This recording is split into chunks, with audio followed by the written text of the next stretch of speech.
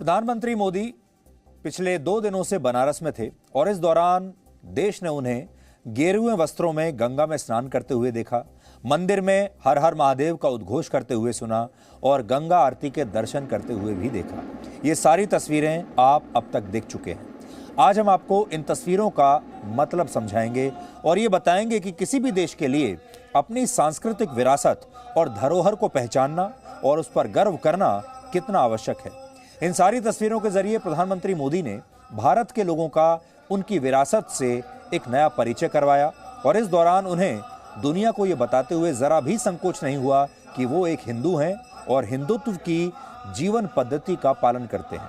इससे पहले आपने नोट किया होगा, हमारे 75 वर्षों की इस आज़ादी के दौरान हमारे देश के प्रधानमंत्री और हमारे देश के जो बड़े बड़े नेता हुए हैं, वो अपने आप को खुलकर हिंदुत्व से जोड़ने में संकोच करते रहे हैं और अपने धर्म को लेकर हमेशा से बैकफुट पर रहते थे। जबकि दुनिया के सबसे पुराने लोकतंत्र अमेरिका में भी राष्ट्रपति आज भी बाइबल पर हाथ रखकर राष्ट्रपति पद की शपथ लेते हैं। यह बहस उस सवाल का जवाब है जो राहुल गांधी ने शुरू की थी, जिसमें उन्होंने कहा था कि वो हिंदू तो हैं लेकिन हिंदुत्ववादी नहीं है। हमारे देश के तमाम बड़े बड़े नेता जो खुद को हिंदू बताते हैं, उनके लिए आज हम अंग्रेजी भाषा के एक शब्द का इस्तेमाल करना चाहते हैं और वो है रिलक्टेंट हिंदू, यानी अनिच्छुक हिंदू। जो हिंदू तो हैं लेकिन बहुत ही रिलक्टेंट हैं, बहुत ही संकोच के साथ वो अपनी पब्लिक लाइफ में ये बताना चाहते हैं कि वो हिंदू हैं। इन नेताओं ने कभी भी खुलकर अपने धर्म की बात नहीं की और इसके पीछे जो वजहें हैं वो निजी नहीं हैं, वो वजहें हैं सियासत की वजह से। क्योंकि उन्हें ऐसा लगता था कि अगर इन नेताओं ने खुलकर अपने धर्म की बात की, हिंदुत्व की बात की, तो उनकी सियासत कमजोर हो जाएगी और वो धर्मनिरपेक्ष दिखाई नहीं देंगे, वो सेक्युलर दिखाई नहीं देंगे। इसलिए आज हम इस पूरे विषय पर आपसे बात करेंगे और ये जानने की कोशिश करेंगे कि अगर आप किसी भी धर्म को मानते हैं दुनिया में, आप इस्लाम को मानते हैं, आप क्रिश्चियनिटी को मानते हैं, आप बौद्ध धर्म को मानते हैं और खुलकर आप बात करते हैं कि मैं इस धर्म को मानने वाला हूं, आप सिख हैं, तो आपको हर बार धर्मनिरपेक्ष माना जाता है, सेकुलर माना जाता है। अगर आप खुलकर बाहर आते हैं और कहते हैं कि मैं इस्लाम मानता हूं, या आप कहते हैं कि मैं एक सिख हूं और सारे रीति रिवाज निभाते हैं, तो कोई भी आपको सांप्रदायिक नहीं कहेगा। लेकिन अगर आप खुलकर गेरुआ वस्त्र पहनकर सामने आ जाएं और मंदिर में पूजा अर्चना कर दें, तो आपके ऊपर सांप्रदायिक होने के आरोप लगने लगेंगे। तो आज इस पर हम बात करेंगे और ये बात करेंगे कि क्यों हमारे देश में ऐसी राजनीति शुरू हुई कि हमें अपनी ही विरासत और अपने ही धरोहर पर शर्म आने लगी। लेकिन सबसे पहले आपको प्रधानमंत्री मोदी की काशी यात्रा के दूसरे दिन की तस्वीरें दिखाते हैं। आपने दिन में उनका गेरुए वस्त्रों में एक अलग रूप देखा, लेकिन रात होते होते उनका एक और नया रूप देखने को मिला, जब रात में वो बाहर निकल गए और उन्होंने रेलवे स्टेशन का दौरा किया, आम लोगों से बातचीत की, आम लोगों से मिले और आसपास क्या विकास कार्य हो रहे हैं वो ये देखने के लिए रात में निकल पड़े। और रात में इसलिए निकले ताकि लोगों को दिन में अगर निकलते तो बहुत परेशानी होती, इसलिए रात में वो गए और आम जनता के बीच जब वो गए तो उनका क्या स्वागत हुआ, लोगों ने क्या किया, अब वो सब देखिए।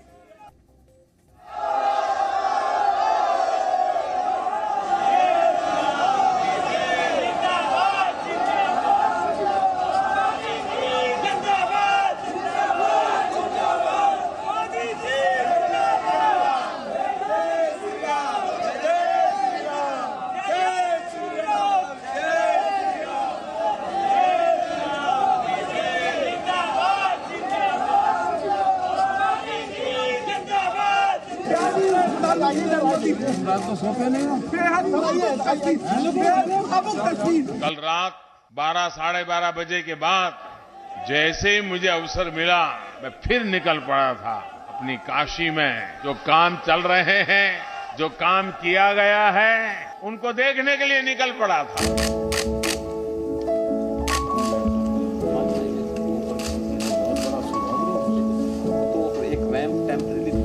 प्रशस्त जगह है, काफी प्रशस्त जगह है। यहाँ पे बैठ के शुरू किया मौजूद करना है, बहुत अच्छा, बहुत अच्छा। स्टेशन का भी अब कायाकल्प हो चुका है। पुरातन को समेटे हुए नवीनता को धारण करना बनारस देश को नई दिशा दे रहा है।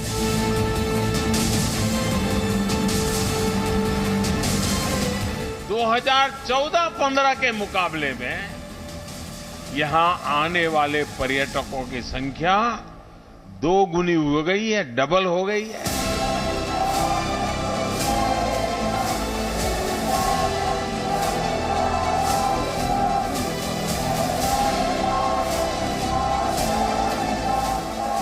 मैं मेरा के स्वार्थ से ऊपर उठकर आज देश सबका प्रयास के संकल्प से आगे बढ़ रहा है।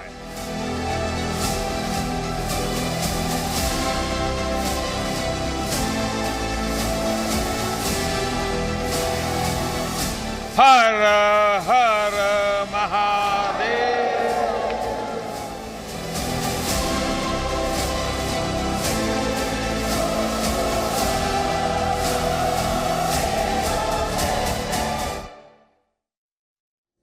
तो अगर हम इस दौरे का विश्लेषण करें तो हम आपको ये कहेंगे कि यहां आपको मोदी के 3 रूप देखने को मिले। पहला रूप देश के प्रधानमंत्री के तौर पर, जो कि इस देश के लोगों ने उन्हें बनाया है।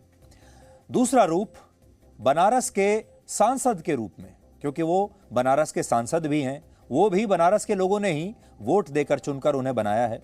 और तीसरा रूप एक हिंदू का, जो कि वो जन्म से है। अक्सर आप देखते होंगे कि जब कोई नेता किसी विकास प्रोजेक्ट का उद्घाटन करता है तो वो वहां कार्यक्रम होने के बाद बहुत कम ही मौकों पर वापस लौटकर आता है। लोग, हमारे देश के जो नेता हैं, वो सिर्फ फीता काटने के लिए जाते हैं, उद्घाटन करने के लिए जाते हैं और उसके बाद लौटकर कभी नहीं देखते कि वहां उसके बाद हुआ क्या। और ये बात आप आज ध्यान से अपने दिमाग में भी सोचिएगा कि आपने भी अक्सर नेताओं को, मंत्रियों को, प्रधानमंत्री को यही सब करते देखा होगा। वो फीता काटते हैं और दोबारा लौटकर नहीं आते। लेकिन प्रधानमंत्री मोदी ने इस परंपरा को बदलने की कोशिश की है।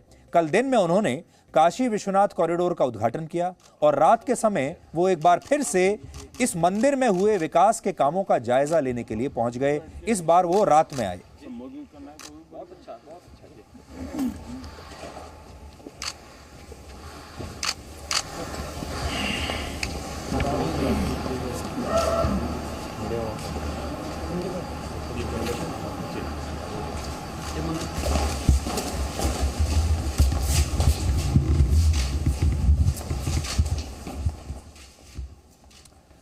प्रधानमंत्री मोदी को बनारस की सड़कों पर आम लोगों के बीच भी देखा गया। तो एक जननायक को क्या करना चाहिए? उसे हमेशा जनता के बीच में जाना चाहिए। वो शायद देश के ऐसे पहले प्रधानमंत्री हैं जो प्रोटोकॉल से हटकर इस तरह आम लोगों से पूरी सहजता के साथ मिलते हैं। और इसे भी आप इस वीडियो के जरिए समझ सकते हैं, इन तस्वीरों से समझ सकते हैं, जिसमें प्रधानमंत्री मोदी एक बच्चे को ये कह रहे हैं कि क्या वो रात में सोता नहीं है। बच्चे तो मिल रहे, प्रधानमंत्री को खिला रहे हैं, उनको प्यार मिल रहा है, प्रधानमंत्री रात को सोते नहीं हो। बेहद भावुक तस्वीर। बच्चे तो मिल रहे, प्रधानमंत्री को खिला रहे हैं, उनको प्यार मिल रहा है, प्रधानमंत्री रात को सोते नहीं हो। बेहद भावुक तस्वीर। प्रधानमंत्री मोदी ने कल रात करीब 1 बजे, सोचिए रात में 1 बजे, बनारस रेलवे स्टेशन का भी दौरा किया। इस रेलवे स्टेशन को पहले मंडुवाडी रेलवे स्टेशन कहा जाता था और अक्सर यात्रियों की शिकायत होती थी कि इस रेलवे स्टेशन में सुविधाएं कम हैं और गंदगी ज्यादा है। लेकिन अब स्टेशन का नाम और रूप दोनों बदल दिए गए हैं और इसका कायाकल्प भी प्रधानमंत्री मोदी द्वारा शुरू की गई नई योजनाओं के तहत हुआ है। इसे आप इन 2 तस्वीरों के जरिए समझिए। पहले ये कहलाता था मंडुवाडी स्टेशन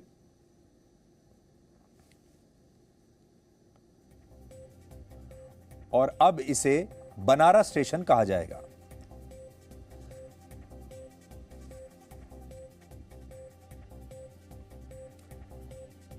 आज प्रधानमंत्री मोदी ने बनारस में एक जनसभा में भी यह कहा कि बनारस के रोड मैप से देश के विकास का रोड मैप तैयार होता है। आप पहले उनकी ये बात सुनिए और फिर हम आपको बताएंगे कि गेरुए वस्त्र में प्रधानमंत्री ने गंगा में डुबकी लगाकर देश को असल में क्या संदेश दिया है। बनारस जैसे शहरों ने मुश्किल से मुश्किल समय में भी भारत की पहचान के, कला के, उद्यमिता के बीजों को सहेज कर रखा है। जहां बीज होता है, वृक्ष वहीं से विस्तार लेना शुरू करता है। और इसलिए आज जब हम बनारस के विकास की बात करते हैं, तो इससे पूरे भारत के विकास का रोड मैप भी बन जाता है। इस बदलाव से काशी ने ये दिखाया है कि इच्छा शक्ति हो तो परिवर्तन आ सकता है। तो प्रधानमंत्री मोदी जिस तरह रात में सड़कों पर निकल गए, आम जनता के बीच वो देखे गए, ऐसा आपने भारत में या तो देखा ही नहीं होगा, और जिन्होंने देखा भी है, जो बड़े तजुर्बेकार लोग होंगे इस देश में, उन्होंने दशकों पहले ऐसी कोई तस्वीरें आई हों तो देखी हों। हाल फिलहाल ऐसी तस्वीरें इस देश ने नहीं देखी, और उसका एक बहुत बड़ा कारण है, कोई भी प्रधानमंत्री जनता के बीच में तब निकलता है जब वो वाकई में जननायक होता है, जब वो जनता का नेता होता है, और जब उसे जनता ने ही चुनकर भेजा होता है। पिछले कई दशकों से हमारे देश में ये परंपरा समाप्त हो गई थी कि कोई जननायक प्रधानमंत्री बनेगा। हमारे देश में गठबंधन की सरकारें बनने लगी थीं, और गठबंधन की सरकारों में जो प्रधानमंत्री बनते थे, माफ कीजिएगा, हम उनके लिए कोई आपत्तिजनक बात नहीं कहना चाहते, ना ही उनके सम्मान में कोई कमी लाना चाहते हैं, क्योंकि वो भी प्रधानमंत्री रहे हैं इस देश के। लेकिन असल में गठबंधन सरकारों में जो प्रधानमंत्री बनते थे, वो इसलिए नहीं बनते थे कि वो जननायक हैं या जनता उन्हें चाहती है, वो जनता के नेता हैं, बल्कि वो इसलिए बनते थे क्योंकि उस गठबंधन के तमाम नेताओं के बीच में कौन सबसे ज्यादा स्वीकार किया जाने वाला नाम है। और दशकों तक हमारे देश में ऐसा चलता रहा कि ऐसे लोग प्रधानमंत्री बने जो शायद लोकसभा का एक चुनाव भी जीत नहीं सकते थे, या फिर जो असल में जननायक की परिभाषा में फिट नहीं बैठते थे। तो जब वो जननायक हैं ही नहीं, तो जनता के बीच में कैसे जाएंगे? इसलिए ये काम बंद हो गया। इससे पहले अगर आप याद करेंगे तो आपको इंदिरा गांधी की शायद कुछ तस्वीरें मिलेंगी, शायद वो जनता के बीच में जाती थी क्योंकि वो लोकप्रिय थी।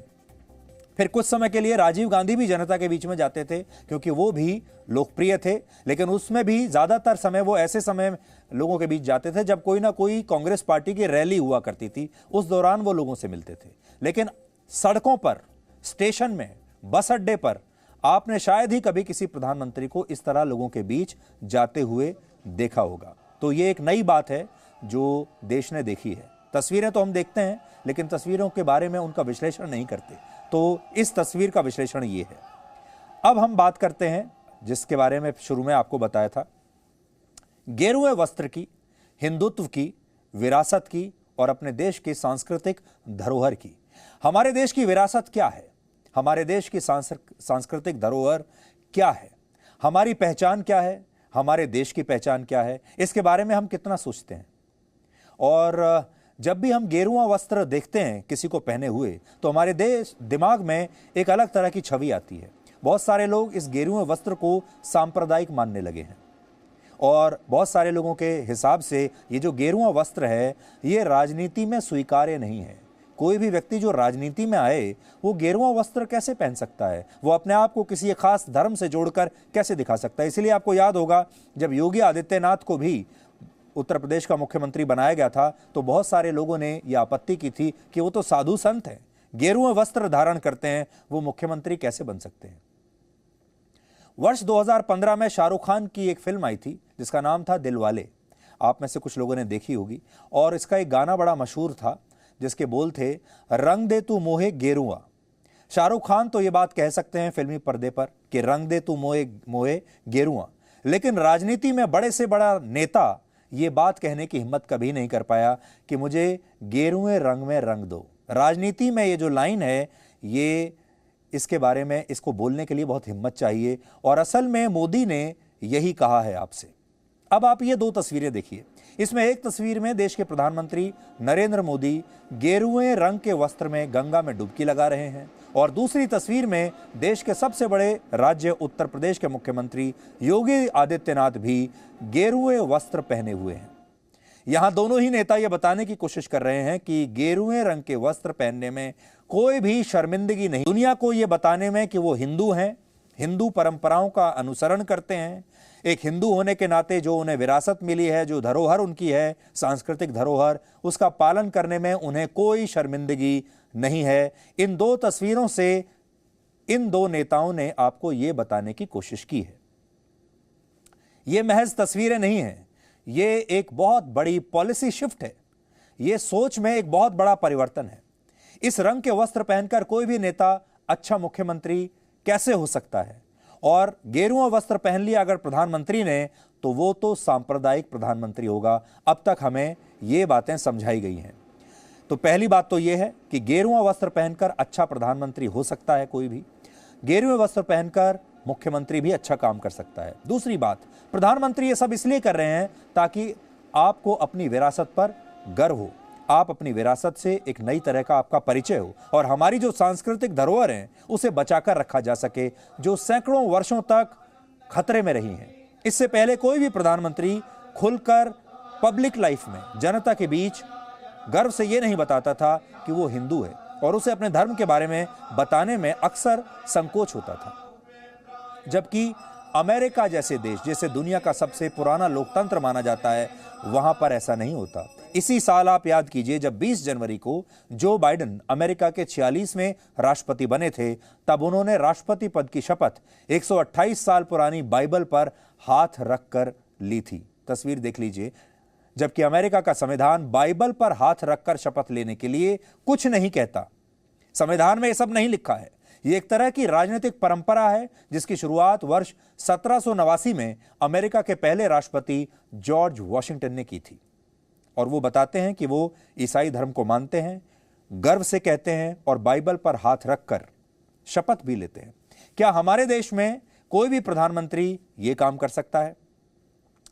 क्या हमारे देश का कोई प्रधानमंत्री संविधान की जगह रामचरितमानस पर हाथ रखकर अपने पद और गोपनीयता की शपथ ले सकता है, गेरुए वस्त्र पहनकर जा सकता है? अगर कोई प्रधानमंत्री ऐसा करता है तो इसे संविधान के बुनियादी ढांचे के खिलाफ माना जाएगा और यह शपथ एक सांप्रदायिक रूप ले लेगी और लोग कहने लगेंगे कि यह प्रधानमंत्री तो एक खास धर्म को मानता है और बाकी धर्म के जो लोग हैं वो इस सरकार में सुरक्षित नहीं रहेंगे। लेकिन यही चीज जब अमेरिका में होती है तो किसी को इसमें कुछ गलत नहीं लगता और यह बड़ा फैशनेबल बन जाता है और कोई अमेरिका पर या जो बाइडेन या वहां के राष्ट्रपति पर सांप्रदायिक होने का आरोप नहीं लगाता, वहां की प्रेस भी नहीं। लेकिन नरेंद्र मोदी देश के पहले ऐसे प्रधानमंत्री हैं जिन्होंने यह बताया कि एक प्रधानमंत्री को अपने धर्म को लेकर, अपनी विरासत को लेकर, अपनी पहचान को लेकर बैकफुट पर रहने की आवश्यकता नहीं है और ना ही किसी देश को यह करना चाहिए। उन्हें अपना धर्म बताने में कोई शर्मिंदगी नहीं। वो हिंदुत्व और हिंदुत्ववादी होने को शर्मिंदगी का विषय नहीं मानते। इसलिए हमें लगता है कि प्रधानमंत्री मोदी भारत की विरासत को और जो इस देश की सांस्कृतिक धरोहर है उसका सम्मान वापस लाने की कोशिश कर रहे हैं और आपसे शायद ये कह रहे हैं कि आप भी इस पर गर्व कीजिए क्योंकि यही आपकी पहचान है। और इसके लिए आज हम भी यहाँ पर आपको एक और बात बताना चाहते हैं। हमारे देश की राजधानी दिल्ली है, जैसा कि आप जानते हैं, और दिल्ली के बिल्कुल बीचों बीच सुप्रीम कोर्ट के बहुत करीब, भारत की संसद के बहुत करीब आज भी एक रोड है, एक सड़क है जिसका नाम अकबर रोड है। मुगल शासक अकबर के नाम पर इस रोड का नाम रखा गया है। इसे कहते हैं अकबर रोड। ये वो रोड है जिस पर हमारे देश के तमाम बड़े बड़े लोग, सांसद, हमारे देश के बड़े बड़े जज, बड़े बड़े बुद्धिजीवी और हर कोई व्यक्ति जो कि इस देश में किसी बड़े संवैधानिक पद पर है, वो इस सड़क का इस्तेमाल जरूर करता है क्योंकि ये सड़क संसद भवन के बिल्कुल निकट है और ये लटियंस दिल्ली में है जहां पर तमाम बड़े बड़े लोग, संवैधानिक पदों पर बैठने वाले लोग रहते हैं। संसद से ये 5 मिनट की दूरी पर है ये रोड, अकबर रोड। और आज भी हम इस सड़क को स्वीकार करते हैं। किसी को रास्ता बताते हैं तो कहते हैं कि अकबर रोड से सीधे चले जाना। एक बार भी अपने दिमाग पर जोर नहीं डालते कि इस सड़क का नाम अकबर के नाम पर क्यों है। तो आज हम ये कहना चाहेंगे कि जिस तरह 2015 में दिल्ली में औरंगजेब रोड का नाम बदलकर doctor APJ Abdul Kalam road कर दिया गया था, ठीक उसी तरह अकबर रोड का नाम भी अब बदल दिया जाना चाहिए। और ये एक अच्छा आइडिया हो सकता है कि अकबर रोड का नाम बदलकर जनरल बिपिन रावत रोड अगर कर दिया जाएगा तो इस देश के लोगों को बहुत अच्छा लगेगा। Presenting B News app, available on Google Play and App Store. Download it now.